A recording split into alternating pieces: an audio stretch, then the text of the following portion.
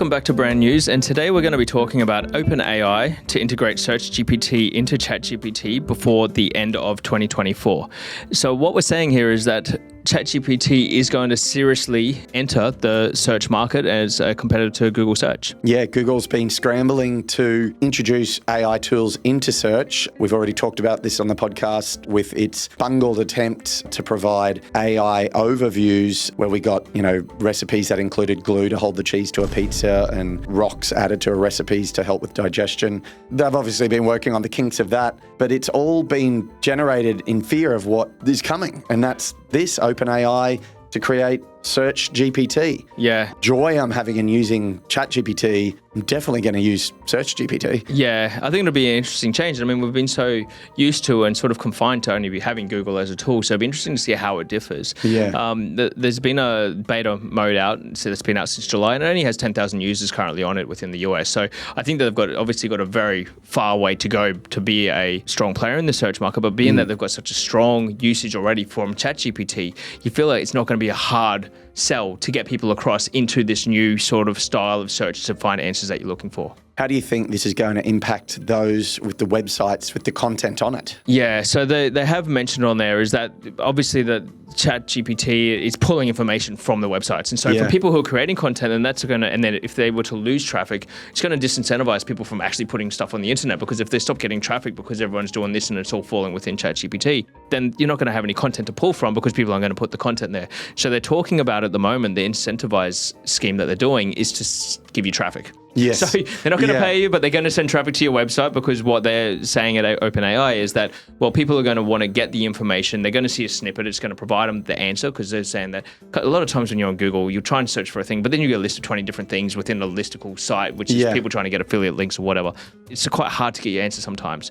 Whereas the way they're positioning this is they want to give the answer to the thing that people are searching for, but then provide link for more context, because they feel that people are going to want to be like, all right, cool, well, I want to verify this. I want to get a bit more deeper into this.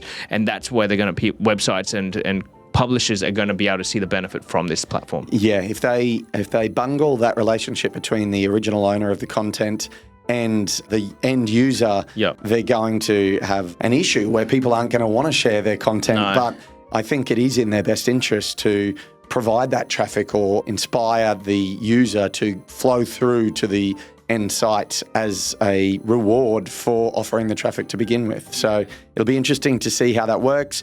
I know when I do Google searches and the snippets bring back, say, a list of 4 things and it says 5 more rows, you've got to see the site for the rest of it. I do generally flow through, but if it's like movie times or, simple answers, currency exchanges, things like that, I'm not going any further. Snippets are working for that. Snippets are working for that case. Yeah. But, maybe it's, top 5 laptops to buy this year. They might find a way to give an overview, but the more detail is available on the end site. Yeah, well, it'll be interesting to see. I mean, this is very early days. It'll be interesting to see where the ad side of things fall into this. Yes. Because if they can capture a sizable amount of traffic that's coming through, will ads be delivered? Because you'd expect as a business, you'd want the opportunity to be able to show up in that if you've got an answer that's going to provide a response for someone who's searching. And will that reduce the perceived quality of the GPT answer if it can be gamed by paid advertisers? Yeah, but then does it need to? If it potentially then it could just use its subscription-based model, which Google obviously doesn't have the subscription base. So instead, people are using to access their platform to get the information, get enough users on it. Maybe that doesn't require the ad revenue. So they can do it without us. That's right.